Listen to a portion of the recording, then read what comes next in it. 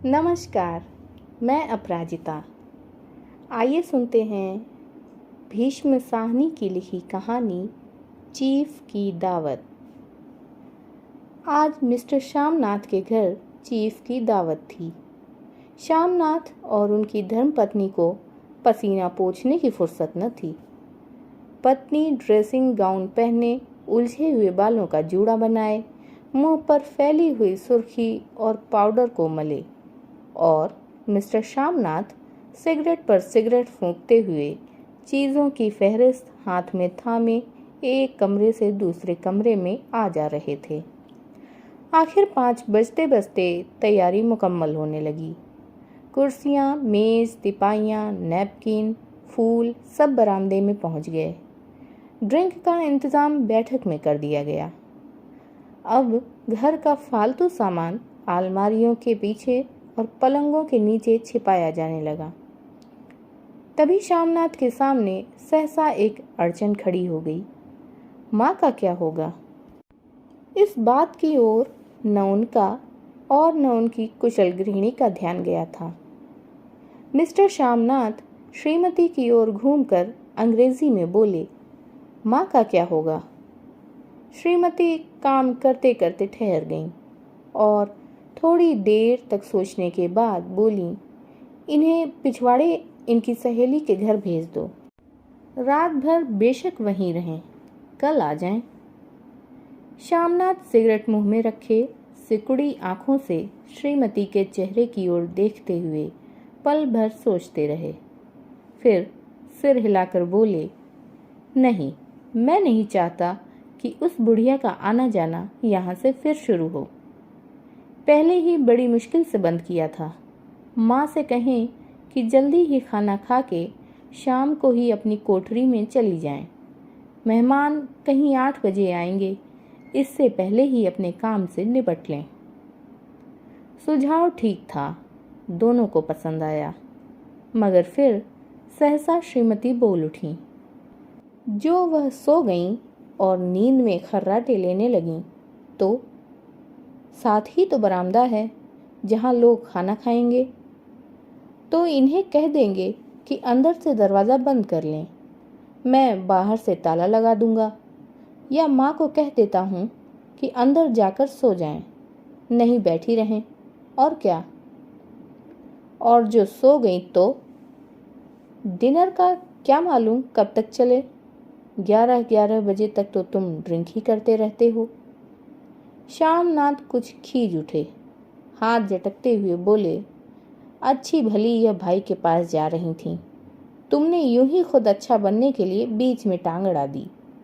वाह, तुम माँ और बेटे की बातों में मैं क्यों बुरी बनूं? तुम जानो और वह जाने। मिस्टर श्यामनाथ चुप रहे। यह मौका बहस का न था, समस्या का हल ढूंढने का था। उन्होंने घूमकर माँ की कोठरी की ओर देखा। कोठरी का दरवाज़ा बरामदे में खुलता था। बरामदे की ओर देखते हुए झट से बोले, मैंने सोच लिया है, और उन्हीं कदमों माँ की कोठरी के बाहर जा खड़े हुए। माँ दीवार के साथ एक चौकी पर बैठी दुपट्टे में मुंह से लपेटे माला जप रही थीं। सुबह से तैयारी होती देखते हुए माँ का भी दिल धड़क रहा था। बेटे के दफ्तर का बड़ा साहब घर पर आ रहा है, सारा काम सुबीते से चल जाए। माँ, आज तुम खाना जल्दी खा लेना, मेहमान लोग 7:30 बजे आ जाएंगे। माँ ने धीरे से मुंह पर से दुपट्टा हटाया और बेटे को देखते हुए कहा, आज मुझे खाना नहीं खाना है। बेटा, तुम तो जानते हो मांस मछली बने तो मैं कुछ नहीं खाती। जैसे भी हो अपने काम से जल्दी निपट लेना। अच्छा बेटा। और माँ, हम लोग पहले बैठक में बैठेंगे, उतनी देर तुम यहाँ बरामदे में बैठना। फिर जब हम यहाँ आ जाएं तो तुम गुसलखाने के रास्ते बैठक में चली जाना। माँ अवाक बेटे का चेहरा देखने लगी, फिर धीरे से बोली, अच्छा बेटा। और माँ, आज जल्दी सो नहीं जाना, तुम्हारे खर्राटों की आवाज़ दूर तक जाती है। माँ लज्जित सी आवाज़ में बोली, क्या करूं बेटा, मेरे बस की बात नहीं है। जब से बीमारी से उठी हूं, नाक से सांस नहीं ले सकती। मिस्टर श्यामनाथ ने इंतज़ाम तो कर दिया, फिर भी उनकी उधेड़-बुन खत्म नहीं हुई। जो चीफ अचानक उधर आ निकला तो 8-10 मेहमान होंगे, देसी अफसर, उनकी स्त्रियां होंगी, कोई भी गुसलखाने की तरफ जा सकता है। क्षोभ और क्रोध में वह झुंझलाने लगी। एक कुर्सी को उठाकर बरामदे में कोठरी के बाहर रखते हुए बोले, आओ माँ, इस पर ज़रा बैठो तो। माँ माला संभालती, पल्ला ठीक करती उठी और धीरे से कुर्सी पर आकर बैठ गईं। यूं नहीं माँ, टांगे ऊपर चढ़ा कर नहीं बैठते, यह खाट नहीं है। माँ ने टांगे नीचे उतार लीं। और खुदा के वास्ते नंगे पांव नहीं घूमना, न ही वह खड़ाऊं पहनकर सामने आना। किसी दिन तुम्हारी यह खड़ाऊं उठाकर मैं बाहर फेंक दूंगा। माँ चुप रही। कपड़े कौन से पहनोगी माँ? जो है वही पहनूंगी बेटा, जो कहो पहन लूं। मिस्टर श्यामनाथ सिगरेट मुंह में रखे फिर अध खुली आंखों से माँ की ओर देखने लगे और माँ के कपड़ों की सोचने लगे। श्यामनाथ हर बात में तरतीब चाहते थे। घर का सब संचालन उनके अपने हाथ में था। खूंटियाँ कमरों में कहाँ लगाई जाएं, बिस्तर कहाँ पर बिछे, किस रंग के पर्दे लगाए जाएं, श्रीमती कौन सी साड़ी पहने, मेज़ किस साइज की हो। श्यामनाथ को चिंता थी कि अगर चीफ का साक्षात माँ से हो गया तो कहीं लज्जित नहीं होना पड़े। माँ को सिर से पांव तक देखते हुए बोले, तुम सफ़ेद कमीज और सफ़ेद सलवार पहन लो माँ, पहन के आओ तो ज़रा देखूं। माँ धीरे से उठी और अपनी कोठरी में पड़े कपड़े पहनने चली गईं। यह माँ का झमेला ही रहेगा। उन्होंने फिर अंग्रेजी में अपनी स्त्री से कहा, कोई ढंग की बात हो तो भी कोई कहे। अगर कहीं कोई उल्टी सीधी बात हो गई, चीफ को बुरा लगा तो सारा मज़ा जाता रहेगा। माँ सफ़ेद कमीज़ और सफ़ेद सलवार पहनकर बाहर निकली। छोटा सा कद, सफ़ेद कपड़ों में लिपटा, छोटा सा सूखा हुआ शरीर, धुंधली आँखें, केवल सिर के आधे झड़े हुए बाल पल्ले की ओट में छिप पाए थे। पहले से कुछ ही कम कुरूप नजर आ रही थीं। चलो ठीक है, कोई चूड़ियाँ वूड़ियाँ हों तो वह भी पहन लो, कोई हर्ज नहीं। चूड़ियाँ कहाँ से लाऊं बेटा? तुम तो जानते हो सब जेवर तुम्हारी पढ़ाई में बिक गए। यह वाक्य श्यामनाथ को तीर की तरह लगा। तिनक कर बोले, यह कौन सा राग छेड़ दिया माँ? सीधा कह दो, नहीं है जेवर, बस। इससे पढ़ाई वढ़ाई का क्या ताल्लुक है? जो जेवर बिका तो कुछ बनकर ही आया हूँ, निरा लंडूरा तो नहीं लौटाया। जितना दिया था उससे दुगना ले लेना। मेरी जीभ जल जाए बेटा, तुमसे जेवर लूंगी? मेरे मुंह से यूं ही निकल गया, जो होते तो लाख बार पहनती। 5:30 बज चुके थे। अभी मिस्टर श्यामनाथ को खुद भी नहा धोकर तैयार होना था। श्रीमती कब की अपने कमरे में जा चुकी थीं। श्यामनाथ जाते हुए एक बार फिर माँ को हिदायत करते गए, माँ, रोज़ की तरह गुमसुम बन के नहीं बैठी रहना। अगर साहब इधर आ निकलें और कोई बात पूछें तो ठीक तरह से बात का जवाब देना। मैं न पढ़ी न लिखी, बेटा मैं क्या बात करूँगी? तुम कह देना माँ अनपढ़ है, कुछ जानती समझती नहीं, वह नहीं पूछेगा। 7 बजते बजते माँ का दिल धक धक करने लगा। अगर चीफ सामने आ गया और उसने कुछ पूछा तो वह क्या जवाब देंगी? अंग्रेज का तो दूर से ही देखकर घबरा उठती थीं। यह तो अमरीकी है, न मालूम क्या पूछे, मैं क्या कहूँगी? माँ का जी चाहा कि चुपचाप पिछवाड़े विधवा सहेली के घर चली जाएं, मगर बेटे के हुक्म को कैसे टाल सकती थीं?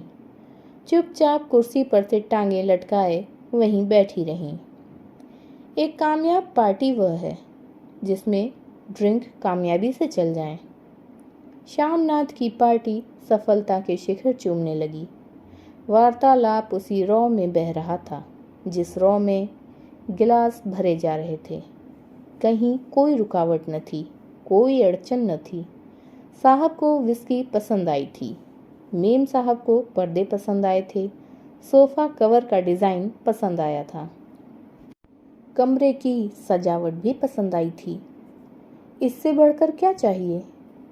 साहब तो ड्रिंक के दूसरे दौर में ही चुटकुले और कहानियां कहने लग गए थे। दफ्तर में जितना रोब रखते थे यहाँ पर उतने ही दोस्त परवर हो रहे थे और उनकी स्त्री काला गाउन पहने, गले में सफ़ेद मोतियों का हार, सेंट और पाउडर की महक से ओत-प्रोत कमरे में बैठी सभी देसी स्त्रियों की आराधना का केंद्र बनी हुई थी। बात बात पर हंसती, बात बात पर सिर हिलाती और श्यामनाथ की स्त्री से तो ऐसे बातें कर रही थीं जैसे उनकी पुरानी सहेली हों।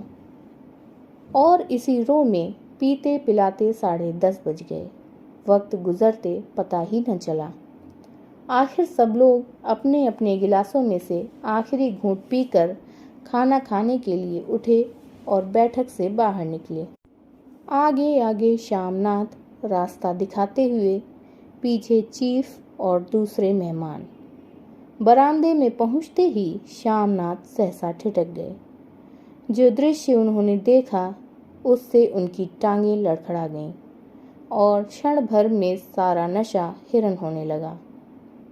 बरामदे में ऐन कोठरी के बाहर माँ अपनी कुर्सी पर ज्यों की त्यों बैठी थीं, मगर दोनों पांव कुर्सी की सीट पर रखे हुए और सिर दाएं से बाएं और बाएं से दाएं झूल रहा था और मुंह में से लगातार गहरे खर्राटों की आवाज़ें आ रही थीं।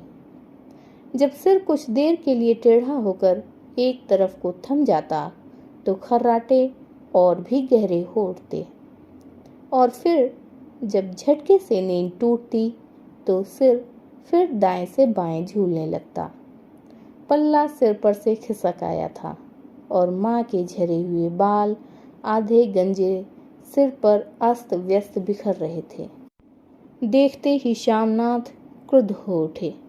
जी चाहा कि माँ को धक्का देकर उठा दें और उन्हें कोठरी में धकेल दें, मगर ऐसा करना संभव न था। चीफ और बाकी मेहमान पास ही खड़े थे। माँ को देखते ही देसी अफसरों की कुछ स्त्रियां हंस दीं कि इतने में चीफ ने धीरे से कहा, पुअर डियर। माँ हड़बड़ा के उठ बैठी। सामने खड़े इतने लोगों को देखकर ऐसी घबराई कि कुछ कहते न बना। झट से पल्ला सिर पर रखती हुई खड़ी हो गईं और ज़मीन को देखने लगीं। उनके पांव लड़खड़ाने लगे और हाथों की उंगलियां थर थर कांपने लगीं। माँ, तुम जाके सो जाओ, तुम क्यों इतनी देर तक जाग रही थीं? और खिसियाई हुई नज़रों से श्यामनाथ चीफ के मुंह की ओर देखने लगे। चीफ के चेहरे पर मुस्कुराहट थी। वह वहीं खड़े खड़े बोले, नमस्ते। माँ ने झिझकते हुए, अपने में सिमटते हुए दोनों हाथ जोड़े, मगर एक हाथ दुपट्टे के अंदर माला को पकड़े हुए था, दूसरा बाहर ठीक तरह से नमस्ते भी न कर पाई। श्यामनाथ इस पर भी खिन्न हो उठे। इतने में चीफ ने अपना दायां हाथ मिलाने के लिए माँ के आगे किया। माँ और भी घबरा उठी। माँ, हाथ मिलाओ। पर हाथ कैसे मिलाती? दाएं हाथ में तो माला थी। घबराहट में माँ ने बायां हाथ ही साहब के दाएं हाथ में रख दिया। श्यामनाथ दिल ही दिल में जल उठे। देसी अफसरों की स्त्रियां खिलखिलाकर हंस पड़ीं। यूं नहीं माँ, तुम तो जानती हो दायां हाथ मिलाया जाता है, दायां हाथ मिलाओ। मगर तब तक चीफ माँ का बायां हाथ ही बार बार हिलाकर कह रहे थे, हाउ डू यू डू? कहो माँ, मैं ठीक हूँ, खैरियत से हूँ। माँ कुछ बड़बड़ाईं। माँ कहती हैं, मैं ठीक हूँ। कहो माँ, हाउ डू यू डू? माँ धीरे से सकुचाते हुए बोली, हो डूडू। एक बार फिर कह कहा उठा। वातावरण हल्का होने लगा। साहब ने स्थिति संभाल ली थी। लोग हंसने चहकने लगे थे। श्यामनाथ के मन का क्षोभ भी कुछ कुछ कम होने लगा था। साहब अपने हाथ में माँ का हाथ अब भी पकड़े हुए थे और माँ सिकुड़ी जा रही थी। साहब के मुंह से शराब की बू आ रही थी। श्यामनाथ अंग्रेजी में बोले, मेरी माँ गांव की रहने वाली हैं, उम्र भर गांव में ही रही हैं, इसलिए आपसे लजाती हैं। साहब इस पर खुश नजर आए। बोले, सच? मुझे गांव के लोग बहुत पसंद हैं। तब तो तुम्हारी माँ गांव के गीत और नाच भी जानती होंगी। चीफ खुशी से सिर हिलाते हुए माँ को टकटकी बांधे देखने लगे। माँ, साहब कहते हैं कोई गाना सुनाओ, कोई पुराना गीत। तुम्हें तो कितने ही गीत याद होंगे। माँ धीरे से बोली, मैं क्या गाऊंगी बेटा, मैंने कब गाया है। वाह माँ, मेहमान का कहा भी कोई टालता है। साहब ने इतना रीझ के कहा है, नहीं गाओगी तो साहब बुरा मानेंगे। मैं क्या गाऊं बेटा, मुझे क्या आता है। वाह, कोई बढ़िया टप्पे सुना दो, 2 पत्तर अनारा दे। देसी अफसर और उनकी स्त्रियों ने इस सुझाव पर तालियां पीटीं। माँ कभी दीन दृष्टि से बेटे के चेहरे को देखती, कभी पास खड़ी बहू के चेहरे को। इतने में बेटे ने गंभीर आदेश भरे लिहाज में कहा, माँ। इसके बाद हाँ या ना का सवाल ही न उठता था।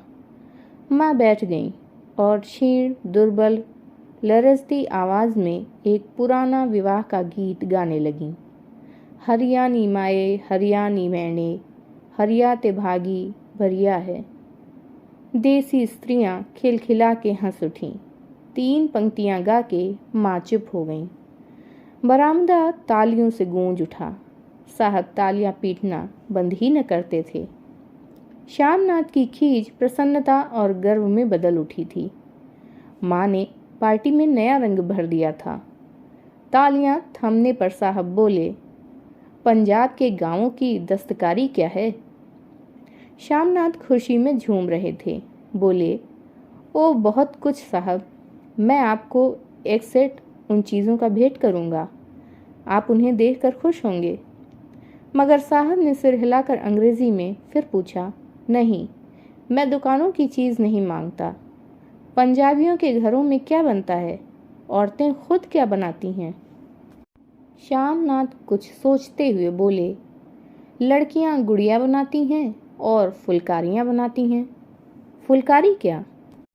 श्यामनाथ फुलकारी का मतलब समझाने की असफल चेष्टा करने के बाद माँ को बोले, क्यों माँ, कोई पुरानी फुलकारी घर में है। माँ चुपचाप अंदर गईं और अपनी पुरानी फुलकारी उठा लाईं। साहब बड़ी रुचि से फुलकारी देखने लगे। पुरानी फुलकारी थी, जगह जगह से उसके तागे टूट रहे थे और कपड़ा फटने लगा था। साहब की रुचि को देखकर श्यामनाथ बोले, यह फटी हुई है साहब, मैं आपको नई बनवा दूंगा। माँ बना देंगी?